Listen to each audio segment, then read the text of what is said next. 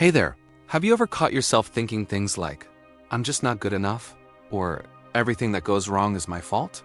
These thoughts might feel like they're just passing worries, but sometimes they're much more than that. They can be a form of emotional self-harm, a quiet, unconscious way we punish ourselves. This can show up in ways you might not even notice at first. Maybe you find yourself overworking to the point of exhaustion just to feel like you've earned your place. Or perhaps you isolate yourself when you're struggling, convinced you're a burden.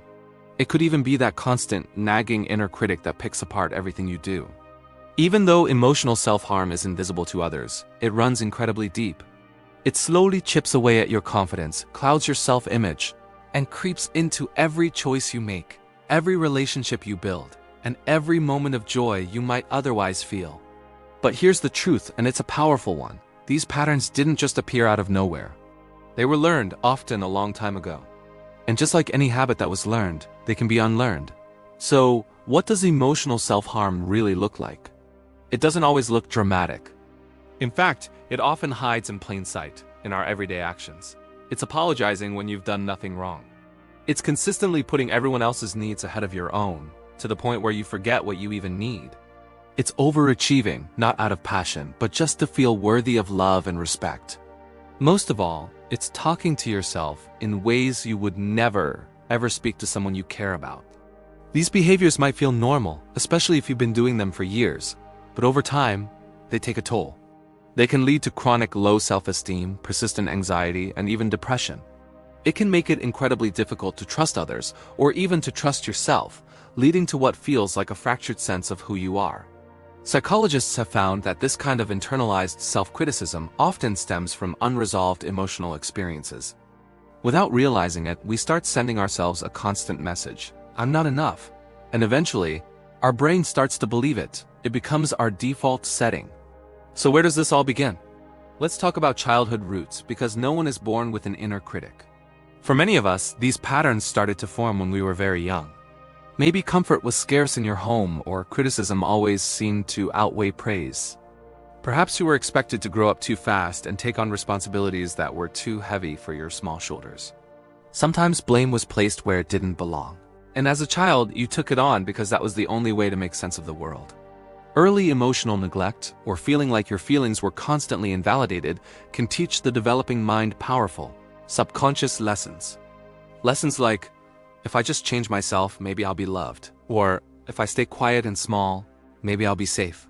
That self-blame becomes a shield, a way to create a false sense of control in a world that felt unpredictable and unsafe.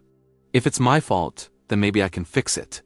But over time, that shield becomes a cage.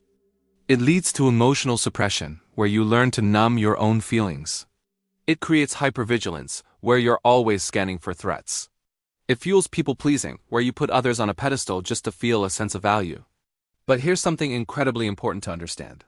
The voice inside your head that shames you, that criticizes you, that tells you you're not worthy, that voice is not truly yours. Psychologists often refer to it as internalized criticism. It's made up of the echoes of messages from others' parents, teachers, peers that your young brain absorbed and has been replaying ever since. It's a recording, not a reflection of your true self. And here is the best news of all. If it was learned, it can be unlearned. With awareness and a healthy dose of self-compassion, you can start to teach your brain new, kinder ways to respond to yourself. So how does this affect us in our adult lives? Well, these patterns of emotional self-harm don't just disappear when we grow up. They often persist and can become even more ingrained. It might make you brush off compliments, feeling like you don't deserve them.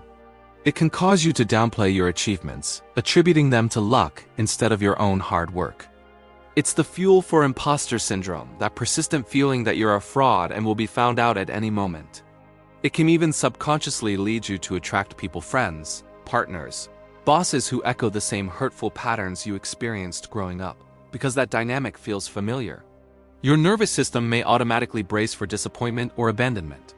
It's important to remember this is a survival response, not a personal flaw. Your brain learned to protect you this way. But what was learned can be unlearned. It's time to start rewriting the story. Healing doesn't mean pretending the past didn't happen or trying to erase it.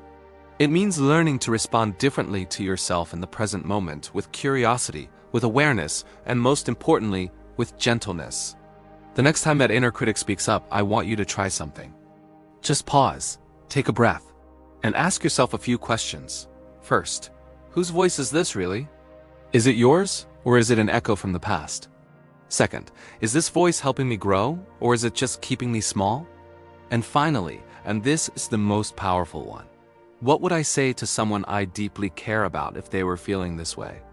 Every small act of self-kindness, every moment you choose to answer that critic with compassion instead of agreement, interrupts the old cycle. You are creating a new neural pathway. Over time, you start building a completely new story, one where you respond to your own struggles with care instead of fear, with kindness instead of shame, and with self-respect instead of harshness. You didn't choose to develop these patterns of emotional self-harm. They were a product of your environment and your experiences. But you can choose healing. It won't happen instantly, and the path is rarely a straight line. There will be good days and hard days. But it happens gradually through consistent awareness, compassion, and connection, both with yourself and with others who support you. You are not broken, you survived. And now you have the power to move beyond just surviving and start living intentionally, gently, and fully.